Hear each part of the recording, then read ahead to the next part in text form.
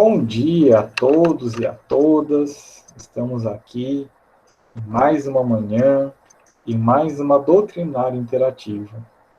E continuamos, né, com o nosso sistematizado aqui, nosso sistema que a gente aqui adotou aos domingos, né, que é o Café com a CEF. Então, o Café com a CEF, então a gente instituiu aí esse processo, né, de que a nossa doutrinária a gente conduz de uma forma como se fosse um bate-papo, né? Nós utilizamos aqui o livro, né, o roteiro sistematizado do Evangelho segundo o Espiritismo, né, onde nós trazemos aqui questões e nós temos as respostas, na qual aqui, né, os nossos amigos convidados, né, então hoje nós temos aqui a presença dos nossos amigos André e nosso amigo Ronald. Tá? Então, o tema de hoje, né, é a candeia debaixo do alqueire. Então, mas antes que nós, então, pudéssemos aqui iniciar o nosso bate-papo, então, nós vamos aqui fazer uma breve oração inicial, para que a gente possa, então, aqui criar uma ambiência, né? Então, nesse momento, nós vamos pedindo a toda espiritualidade amiga que possa estar aqui conosco, né, nos auxiliando, nos instruindo, para que possamos aqui, mais uma manhã, desenvolver o tema de uma forma que possa atingir a todos aqueles que estão necessitados de palavras de esclarecimento. Que possamos agradecer por essa oportunidade de trabalho e que possamos estar sempre ligados à casa, mesmo que à distância, mesmo que virtualmente, nós estamos aqui continuando com o nosso trabalho, que é levar a palavra de Jesus. Que assim seja. Então, como eu havia falado, né, então nosso tema é a candeia debaixo do alqueire. Ele está no capítulo 24 do Evangelho segundo o Espiritismo, né, e justamente ele vai começar esse capítulo com esse tema. Né, e antes que a gente aqui, né, comece o nosso bate-papo, acho que seria até interessante a gente até fazer definições, né? Que, por exemplo, a candeia a gente sabe que é algo, né, que emite uma luz, né, algo, né, que vai emitir essa luminosidade. Então, assim, o que significa a candeia debaixo do alqueire? Né? Então, muitas vezes, né, alqueire as pessoas possam entender, mas alqueire não é aquela medida que vai, né, estar se atribuindo a terras. Né? Então, quantos alqueires tem aquela propriedade? Não. Segundo, né, o significado bíblico, né, se falava que o alqueire era uma espécie de cesto para pesar grãos, tá? Mas assim, mais para a gente realmente só buscar o entendimento, né, do que ele traz nesse título a candeia debaixo do alqueire. Seria o quê? Ele quer dizer assim, que você tem a luz, né, só que você vai colocar essa luz debaixo de algo. Então, ou seja, você vai esconder essa luz. Então, basicamente, se a gente for trocar por miúdos, né, o que significa o título, né, desse tema de hoje. Mas então, através dessas questões aí que Ronald e André vão responder, né, vão evidentemente esclarecer. Mas sempre é interessante que muitas vezes a gente ouve tanto, né, um tema tal, mas muitas vezes ou a gente por exemplo, eu tive que procurar, né, até no dicionário, o que significava alqueire, mas muitas vezes você puxa ali no Google, ele já traz justamente essa passagem do Evangelho, no sentido bíblico, certo? Bom, então, gente, nós vamos aqui iniciar, né, os questionamentos, começando com o nosso amigo Ronald. Né? Então, a primeira pergunta, Ronald, é o seguinte: qual o sentido da frase "não se acende uma candeia para pô-la debaixo do alqueire"? Bom dia, Hélio. Bom dia, amigos internautas. Bom dia, André. Essa pergunta significa que, como você explicou muito bem, o termo alqueire, candeia, uma luz, uma chama, né? Não se acende uma luz senão para que se dissipe essa iluminação, né? Essa luz é para dissipar, retirar a escuridão e iluminar o ambiente. Do mesmo modo, aquele que possui o conhecimento das leis divinas não deve guardá-lo para si, mas divulgá-lo através da palavra e, sobretudo, do exemplo. Os que conhecem as leis divinas deverão divulgá-las para o maior número possível de criaturas. Não espalhar os conhecimentos espirituais e esconder egoisticamente a luz que poderia beneficiar os outros. Isso é uma forma de muito egoísmo, porque o mundo só vai ser melhor quando todos nós formos melhores. Se só uma pessoa melhorar, se tornar boa moralmente, intelectualmente, só uma pessoa se desenvolve, essa pessoa, o mundo não vai tornar. Porque o mundo é um coletivo de pessoas, um conjunto de pessoas, de espíritos encarnados e desencarnados, que precisa da luz do conhecimento, da luz do evangelho, para se desenvolver. Segue com você. Bom, aí seguindo, né, o que Ronald nos respondeu, né, essa luz, ela não deve ficar escondida, né? Então ele fez realmente essa explicação, né? E a outra questão que vai para André, ele diz o seguinte: por que nada há secreto que não haja de ser descoberto? E aí, André, o que você acha? Bom dia, Ronald. Bom dia, Hélio. Bom dia a todos que nos assistem. Bom domingo. Porque tudo que se acha oculto será descoberto um dia, e que o homem ainda não pode compreender e será sucessivamente desvendado, senão aqui na Terra, em mundos mais adiantados. Deus nos concede ocasiões constantes de esclarecimento, assegurando-nos o entendimento progressivo de suas leis. O que dá para extrair dessa pergunta é que a humanidade, ela vive fases. E o que é esse tempo para a gente, para Deus, não é da mesma forma. Então, como a humanidade vive em fases, um breve comparativo, se a gente tiver um irmão pequeno, um filho, um sobrinho, enfim, a gente não vai revelar tudo que a gente sabe para ele, até porque ele não teria o entendimento ou a compreensão. Ao passo que ele vai crescendo, né? Entra na adolescência, a gente já começa a conversar sobre algumas coisas, já começa a tratá-lo com outra forma. Quando ele fica adulto, a gente já a distância, né, já diminui em relação a como a gente conversar, como a gente se comportar. E dentro da minha simples e míope análise, Deus faz a mesma coisa conosco, né? Ainda estamos engateando no aprendizado, na evolução, e ele vai nos dando a oportunidade de conhecer aos pouquinhos as suas leis, progressivamente, vai adquirindo maturidade. Acredito, né, que seja esse o caminho que a gente vem trilhando ao longo, né, das vidas sucessivas, ao longo aí da nossa jornada em busca da nossa evolução. Dando prosseguimento, então, quem realmente tem um pouco do conhecimento do Evangelho, né, segundo o Espiritismo, a gente vê realmente em vários capítulos, né, onde Jesus passava mensagens através de parábolas, né, parábola de semeador, parábola dos talentos e várias outras, certo? E aí, né, então, a outra questão justamente vem nesse sentido, né, que vai para Ronald.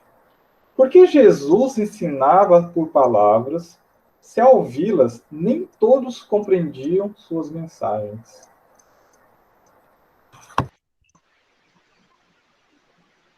Porque as verdades eternas contidas em suas palavras, em suas parábolas, embora ouvidas por muitos, só podiam ser compreendidas por aqueles que já possuíam um determinado grau de adiantamento espiritual. Falo-lhes por parábola, porque vendo não veem e ouvindo não escutam e não compreendem. Significa que as parábolas de Jesus tinham um contexto da vida das pessoas daquele momento, das pessoas que viviam em Cafarnaum, em Jerusalém, porque as pessoas viam as circunstâncias do egoísmo, da necessidade de ajudar o próximo, e preferiam escolher, pela sua imaturidade espiritual, pela sua falta de desenvolvimento espiritual, o egoísmo, do que a solidariedade, do que a caridade. Porque isso, de fato, nos convida a desprender de nós mesmos para observar o outro. E essas parábolas, com esse ensinamento, dá para a pessoa, naquela linguagem simples que Jesus usa do cotidiano, tirar aprendizados profundos.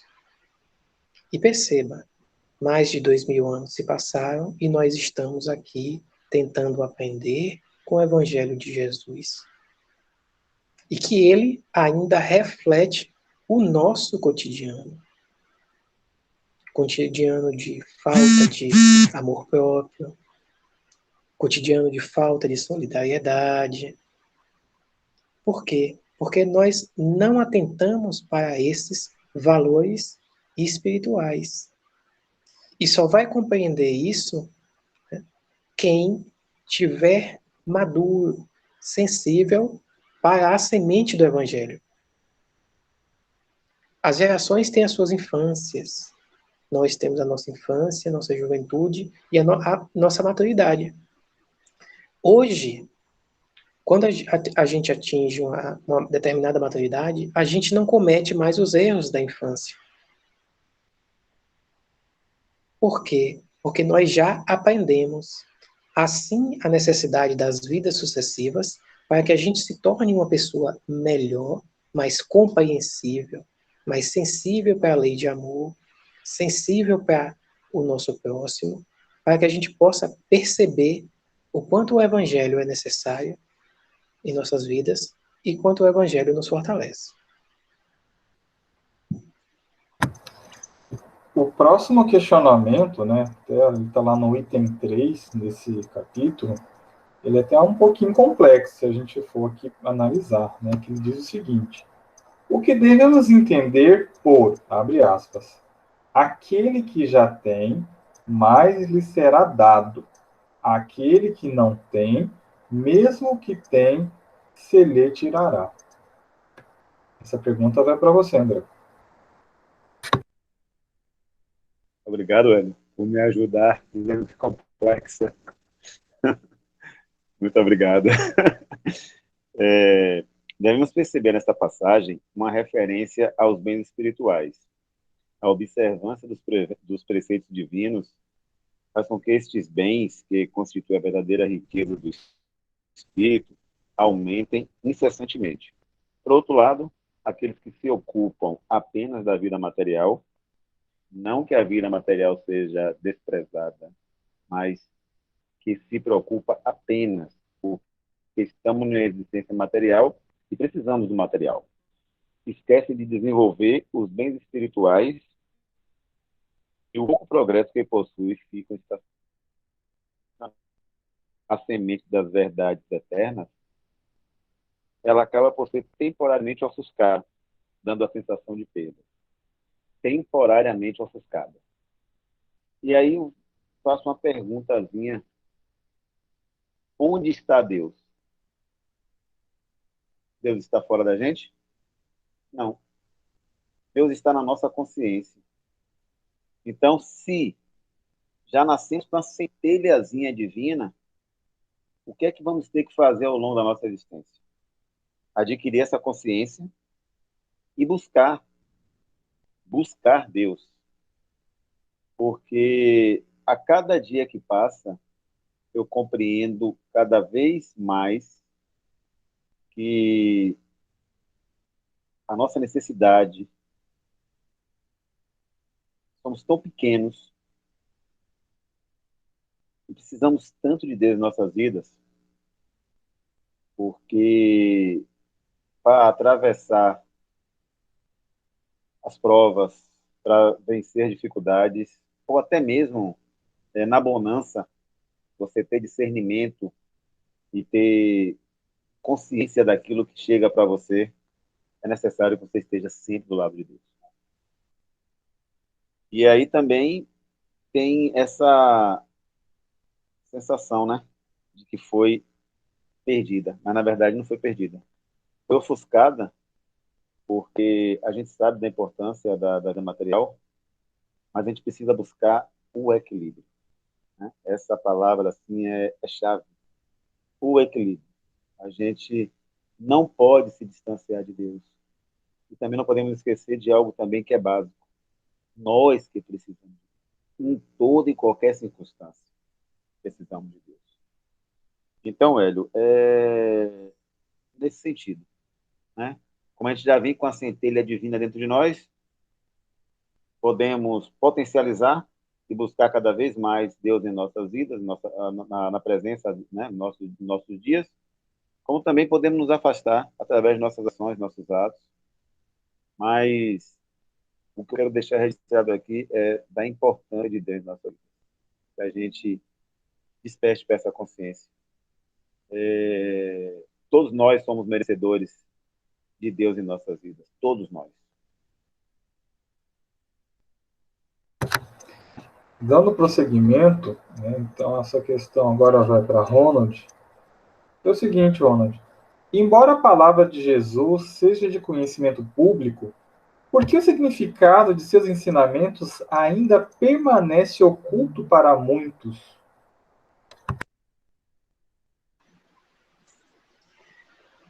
Porque somos capazes de entender apenas aquilo que está à nossa altura, à altura do nosso entendimento.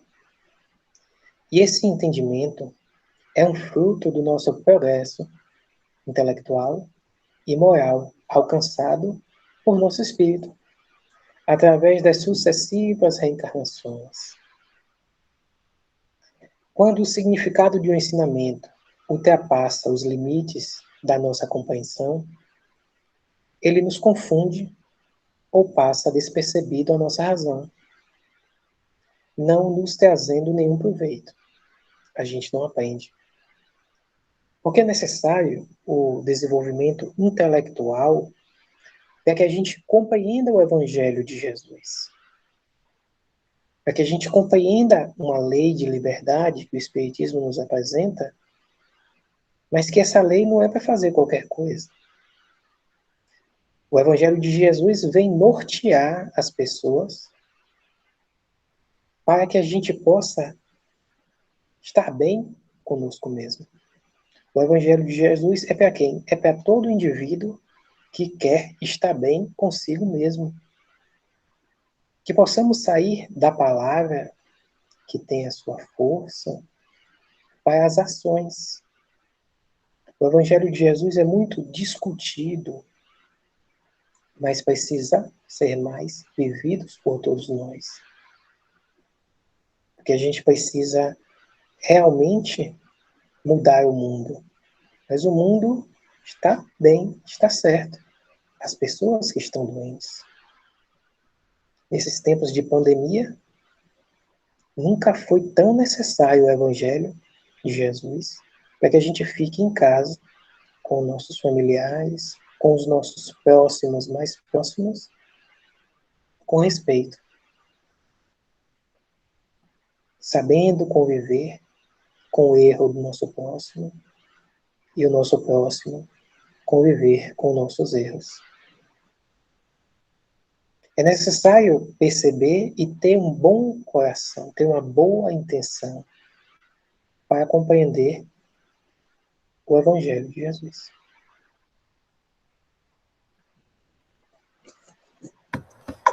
Bom, e para encerrar, né, então, até seguindo nessa linha aí, né, de como é que Jesus, né, estava propondo, né, passar os seus ensinamentos. Então, a última questão diz o seguinte: Jesus pretendia que permanecêssemos ignorantes quando ocultou o sentido de alguns de seus ensinamentos, André? Não, ocultou-os temporariamente para que a confusão e a dúvida não se estabelecessem entre nós. Temos, contudo, a inteligência que orienta o nosso desejo de conhecimento e nos permite a descoberta das respostas para nossas indagações. Há sempre um momento em que a lei de progresso nos impede a buscar esses conhecimentos. Olhando assim, parece contraditório, né? Ocultou temporariamente para que a confusão e a dúvida não se estabelecessem entre nós. Mas se a gente tiver uma visão de uma vida só, eu só consigo enxergar confusão e dúvida. Mas aí, quando a gente transcende e entende que temos várias vidas, aí entende, a gente entende que só foi ocultado temporariamente.